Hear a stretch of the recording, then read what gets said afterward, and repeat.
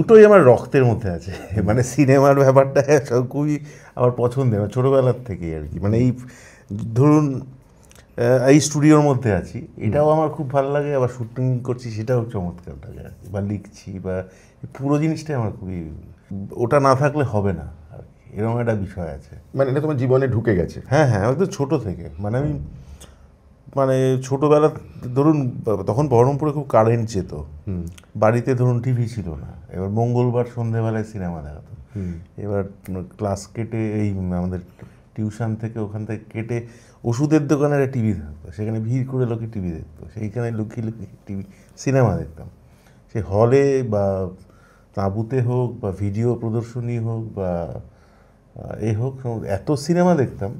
বাবা যখন কলকাতা পাঠিয়ে দিল তখনও আমি হাজরা মোড়ে আপনার তখন ওইভাবে 4টে করে শো হতো, 12টা 3টে 3টে 6টা 6টা 6টা 9টা, হ্যাঁ। এবার আমি 4টে শোই দেখতাম।